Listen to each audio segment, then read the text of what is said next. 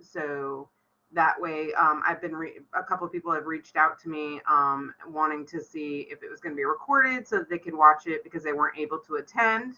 I'm so excited to see that there are so many people that have signed up for the session today, wanting to learn about the state health plan. So the focus of the session today is really just to talk about the state health plan.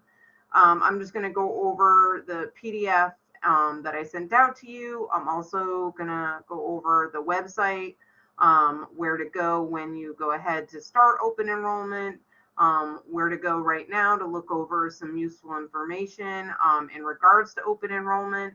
As you can see from the PDF, I hope everybody can see that on the screen. Open enrollment is coming up. It's going to be October 11th through the 29th.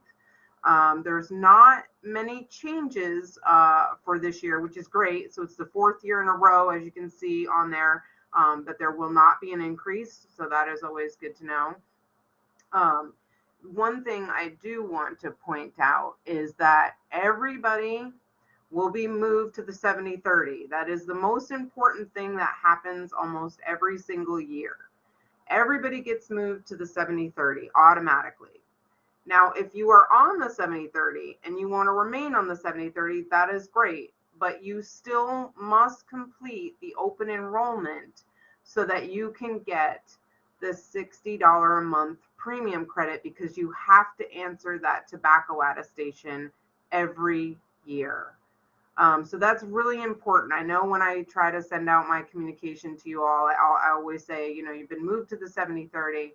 So just know that even though you want to stay on the 70/30, you still need to log in to complete that open enrollment. It's really, really important, because if you don't answer that tobacco attestation, you could be paying $60 a month more in 2022 for your health insurance.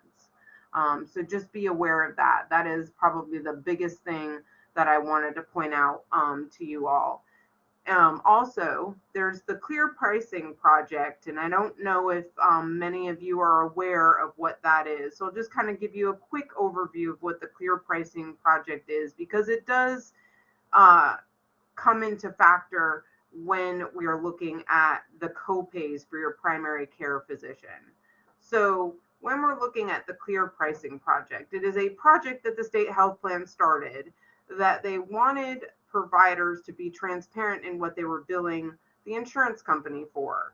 Well, a lot of providers decided to participate, but not as many as are in the network for the state health plan. So what the state health plan ended up doing was creating some incentives that if you have a Clear Pricing Project provider, you will not pay a copay when you go to visit your doctor. So that is something that is built into the copay structure on both the 70/30 and the 80/20. And it's easy to find out if you have a CPP provider by going to the state health plan website, searching for your provider, and there should be some indication that they are a CPP, that they're participating in that project. You will also, not only for the primary care provider, you will also receive a reduction if you go to a specialist. For instance, on the 80/20, and we can look at this probably when we get to the website, is that it typically will be a reduction of probably around $30 to $40 when you're looking at a reduction for specialists sometimes. You've got your preferred and your non-preferred drugs. So the tiers for those, a lot of times you're not going to see any increase in your copay on your pharmacy. Some of the higher tier drugs will be related to your deductible. So once you meet your deductible, those copays on your pharmacy benefits will go down. Preventative services are still covered at 100%. So on both plans now, it's not just the 80/20. If you weren't aware, I believe it was last year or the year before, we went to 100% preventative services are covered on both plans. So those annual physicals that you go for, you should not be paying a copay on either plan when you go for those. So just to kind of highlight those things that are on the PDF for 2022. Now, if you guys have questions, I'm going to monitor the chat as we're going along. but also when I'm done going over the website, I'm going to leave it open for you guys. As some of you may know, when I do sessions, I like to keep them pretty informal. So if you have questions, this is the time now for you all. I'm happy to answer whatever questions you have about open enrollment. So I'm going to stop sharing the PDF real quick, and I'm going to move over to the website. So if you bear with me 1 second.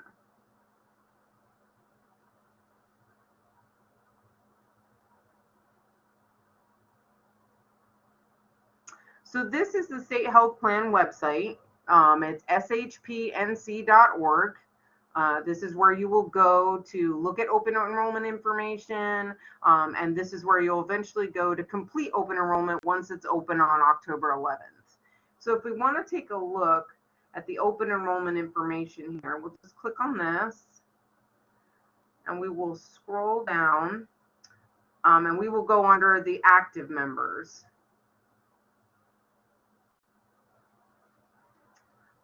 There is a nice little YouTube video that they have here for open enrollment for 2022, so feel free to watch that if you'd like. As we go down, it talks about the members being enrolled in that 70-30. So again, everybody's being moved to the 70-30. That's typically what they like to do each year.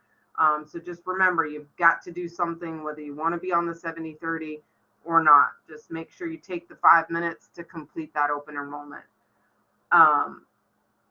If you go down, we've got your rate sheets for your active subscribers. So if we pull that up, oh, it's going to be a PDF. I apologize. We'll pass on that. I'll only pass on that because the rates for the plans have not gone up. So we are good on that. But if you have questions, I've got the 2022 rates. I will include those in the email because, as you know, if you've been here for a couple years, you know that I will send out an email that outlines everything that you need to do. It'll include the rate sheet. It'll include the comparison chart if you'd like the comparison chart between the two plans. My emails will still continue to have a lot of that in there as well. If we scroll down, this is a lot of what I just went over with you all. The fact that there's no premium increase for the 4th year in a row. We've got the members who have a clear pricing project provider. You will continue to pay no copay when you go in for an office visit. You will have a reduced copay when you go for a specialist, and it breaks it down right here for you. So these are the two plans. Now, if you have a primary care physician who is not on the CPP, and they are at least still printed on your ID card. So just make sure, I think in 2022, we might be getting new cards again. So just make sure that your primary care physician is on your card, because even if they don't participate in the Clear Pricing Project, you still will receive a reduction in your copay. It'll go from 25 to 10 and from 45 to 30. So it's a $15 reduction in your copay as long as you have your primary care physician on your ID card. Now, if you have to change your primary care physician during the year for some reason, and you're not able to order a new card, let me know and I'll try to order you a new ID card. That way you won't, if you have to visit the doctor, pay more because they're not on there. If you see for behavioral health providers, it's a $0 copay if they are a CPP. Here's your specialist. It's a $40 reduction on the 80/20. And it's, I can't even do the math in my head on that one. It's really sad. It's $47 on the 70/30. Then you've also got under speech and occupational and chiropractor and physical therapy. You've got some reductions there as well. Here we go with the tobacco attestation premium credit. That one question that's kind of dogged us for a few years. I believe now the font is big enough and that they put the question out there for us in a way that it's really, really hard for us to miss. So just remember, when you're doing open enrollment, when you're going through each of those steps and you get to that question, just make sure you're hitting next and save until you get to that confirmation screen. And when you get to that confirmation screen, just confirm that it's taken into account that you've answered that question and making sure it's accounting for that $60 a month premium credit. Now this year, which is a little bit different, I believe, than last year, if you indicate that you are a tobacco user, you only have until November 30th to participate in one cessation counseling session, either at your primary care provider or a CVS Minute Clinic. They are no longer giving us the 25-mile away, you don't have to do it waiver. So just be aware that if you complete the tobacco attestation question and say that you do use tobacco products, you only have until November 30th of this year to complete that cessation counseling session in order to keep your $60 a month premium credit for 2022. And when you visit your primary care provider, the CVS Minute Clinic, you should be able to upload, it looks like, your office visit summary to the document center, where a lot of times you put your documents for dependents. You can put it up there just to make sure that it's on your profile so that there won't be any question as to whether or not you've completed that. Moving on to the pharmacy resources. It's still CVS Caremark. That doesn't mean there are pharmacy benefit manager. That doesn't mean you can only visit CVS Caremark. That just means that they're the ones that manage our pharmacy benefits. Again, there should not be any change in the copay for your pharmacy benefits. So that is another good thing. And if you have any questions about if there is a prescription that you take and where it might fall under, there are lists here for you to be able to find those prescriptions. The one thing that I think is really cool here is they've got some open enrollment webinars starting last week, this week, and all the way through open enrollment. They've got webinars that you can attend that will give you even more specific information about open enrollment, walk you through it just as well as what we're doing today, if not even in more detail. So feel free to sign up for those. It can't hurt if you have questions or want any more information about open enrollment. They're available to you. Forgot your password for Ebenefits. Ebenefits is what we use. They say not to call me. It's not that I can't help you, but there are ways that they would prefer you to reset your password on your own.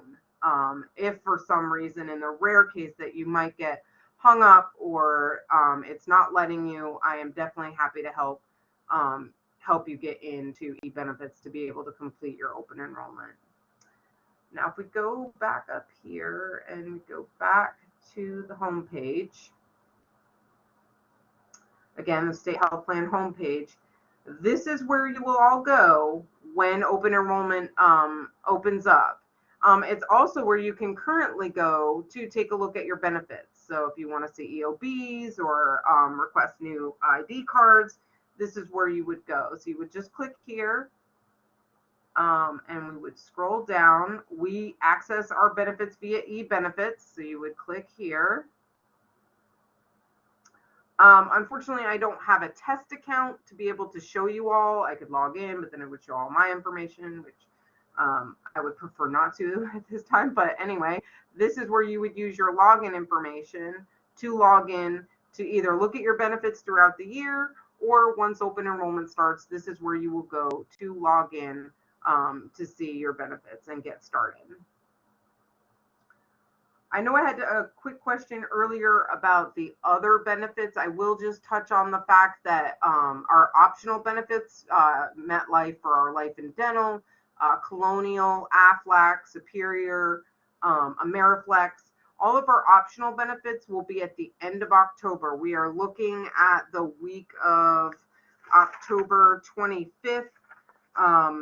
Depending on our numbers, I believe we may have them on campus. We're still working out whether they'll be on campus and available virtually or for in person, but just know the other benefits will be coming up in October like they normally do. There'll be time allotted, typically a day for Harnett, a day for Chatham County, and then 2 days at Lee. So we'll still try to keep to that schedule so that they'll be available for you guys. But once they start getting me their information, I will pass that along. I do know I did meet with Scott from Trico Insurance, who does our MetLife. We will not, for the next 2 years, be having an increase on our dental. So I'm super excited we were able to get that deal to go through with MetLife. So we will not see an increase on our dental, our life, and I don't believe on much else we should see any increases this year. So that is definitely a good thing, and I'm excited about that. That's what I have for you guys. I know it's a quick overview. Again, you will receive emails from me per usual as to when we're getting closer to open enrollment, more details, as to what to do, outlining that. And there will be definitely more details about the optional benefits, when they'll be here specifically, how we will be meeting with them, and all that. So if you guys have questions, please feel free to put them in the chat or speak up. I'm happy to answer any questions you might have.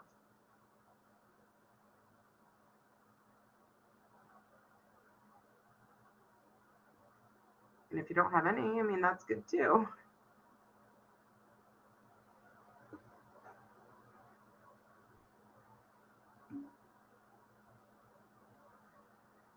Thank you, RV. That's very nice.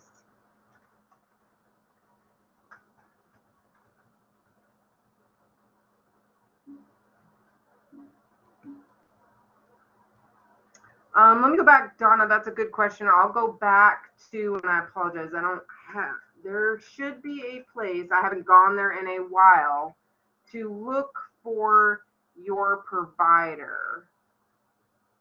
And I apologize, I have not done this in a while. Oh, here it is. There's find a doctor at the top. So this should be where you would go to find, and you could pick one of the plans, whichever plan you might have. Find a doctor or facility. So it would be choose your doctor here. And it's probably gonna make you log in to take a look, or you can browse here. Let's see. I'm just kind of curious myself if I can just find one that might show you all what it looks like when it says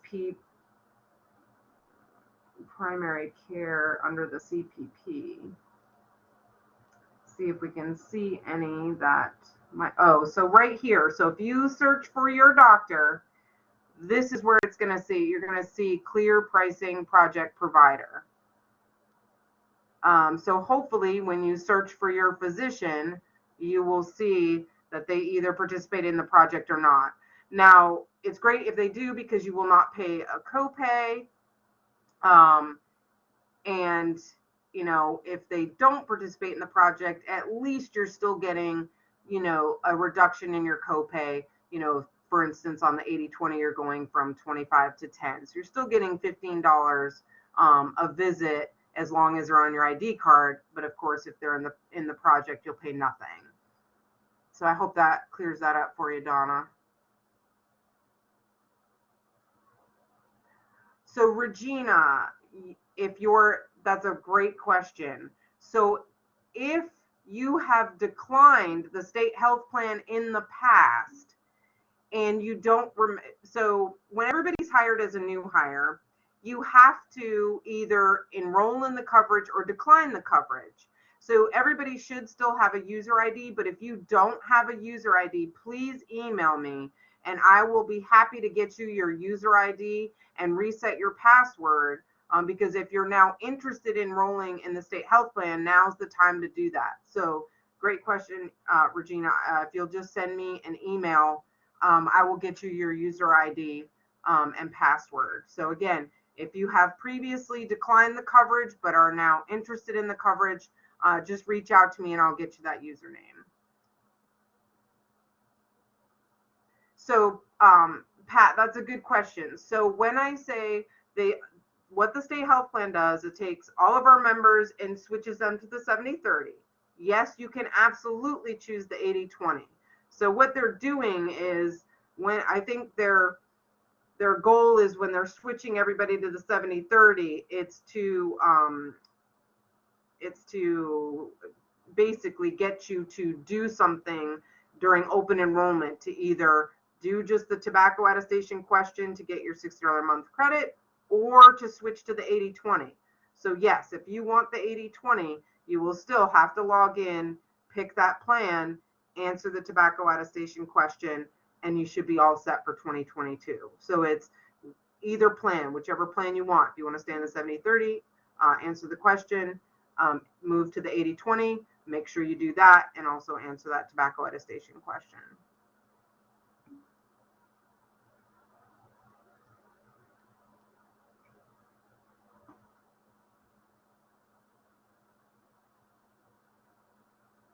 Everybody, you're very welcome. I am happy to do these sessions. Someday I hope we'll be back in person, because I like to see everybody.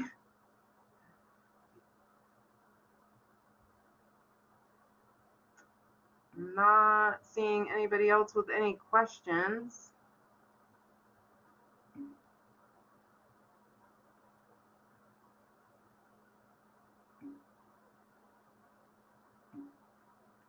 Well, if you guys are good, I don't want to hold you up during your lunchtime. I hope everybody has a great weekend. And if for some reason you have questions once this session is done and you think of something, please feel free to reach out to me, give me a call. I'm in the office, or reach out to me via email. I'm happy to answer any questions you guys might have, and I hope you all have a great weekend.